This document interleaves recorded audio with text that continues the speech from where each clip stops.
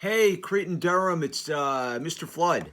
I hope you all are well during this crazy, chaotic, scary, weird, strange, unforeseen, unknown. I don't know what other adjectives I can use to describe this time.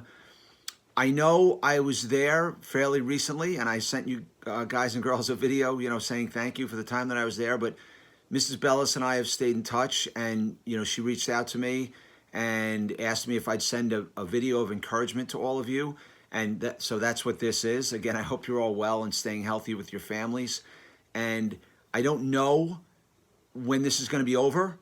No one does, but we're all trying to get through as best we can. And the messages that I gave you, all of you, when I was there, still hold true, and maybe even more so. Guys and girls, in different ways today. The first message I talked about, the first challenge I gave you when I was there was to look on the inside of people and realize that we're all alike on the inside. And man, if this virus doesn't prove that, I don't know what will. Because I'm the same as someone else. I'm just as susceptible as someone else. My family is just like someone else's family. We are all alike on the inside. And that should give you compassion and empathy towards other people when you realize that we're all alike and we're all going through this together, separately, but together. So let that be one of the messages that comes out of this. The second thing is, I don't know at Cretin-Derham what kind of experience your teachers and the staff there had educating all of you online, virtually through the computer, Zoom, whatever you're using, Google Doc, whatever, to communicate and continue your education. But I guarantee you this, guys and girls, the teachers probably hadn't gone through this before. And whereas before they were able to separate their home life from their school life, now they have to try and continue to educate you. And maybe they're getting used to it now because we're a few weeks into this. But they have a spouse at home. They could have younger children at home. They could have children that are your age or older at home that they're trying to help them get educated. And they could have pets at home. They could have a lot of things going on at home.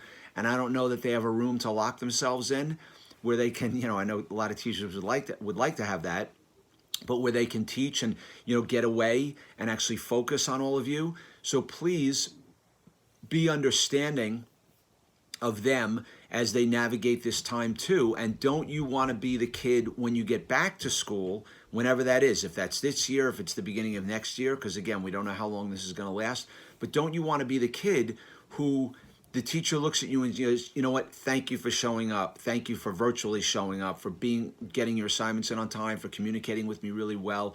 Maybe you form a new connection with one of your teachers, or one of the staff or the counselors at school or one of the administrators. Maybe that's what comes out of this for you. So please be understanding of your teachers as they try and navigate this crazy time. And the third challenge I gave all of you when I was there was that no one should have to eat alone. And I know you can't, eat with someone now. I get it. But what you can do is reach out to people. Think of someone in the school before this happened who was kind of isolated. You guys have a great school there, a great school. And I walked around, Mrs. Bella showed me around, and I walked around the school, and I just got such a great vibe when I was there from everyone, the teachers and the staff and everyone that I got a chance to speak to. But think of maybe there's a couple of kids who were isolated in school.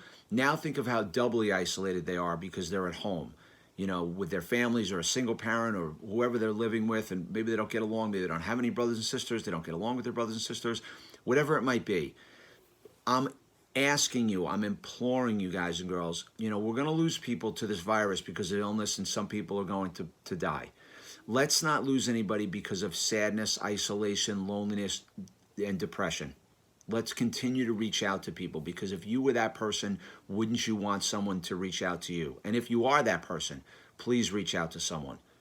I had a teacher a couple of weeks ago who sent me an email. She said, Mr. Flood, I teach hearing impaired students. I teach deaf students. And I'm having a really difficult time connecting with them online and keeping them interested online, signing and writing back and forth to them.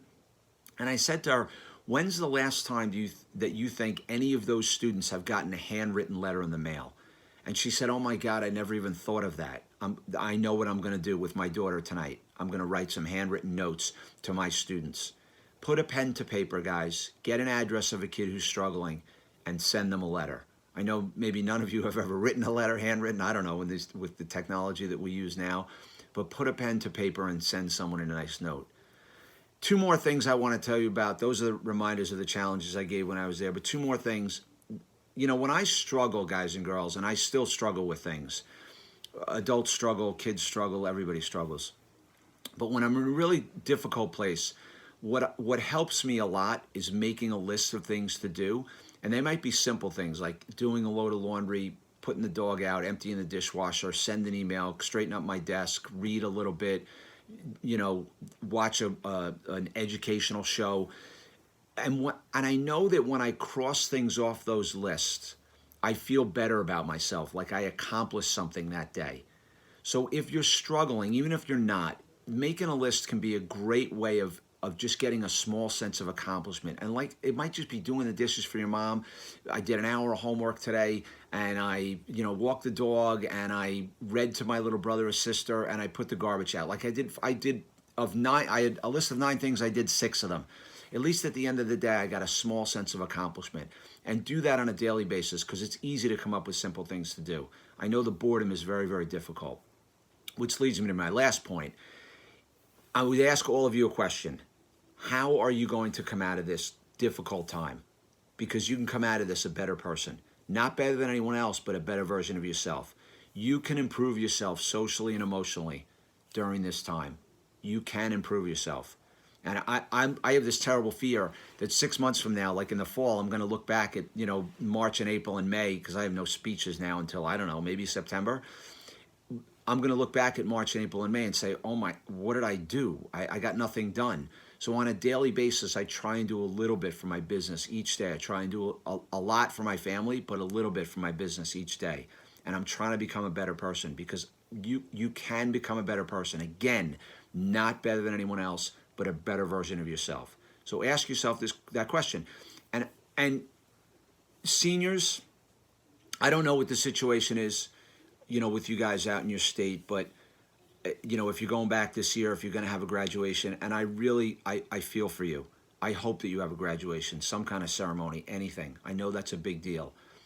But in your life, there will be graduations, there'll be marriages, there'll be children, there'll be life, there'll be death, there'll be new jobs, there'll be lost jobs, there'll be births, there'll be all kinds of things go on in your life. And certainly no one's ever experienced this before.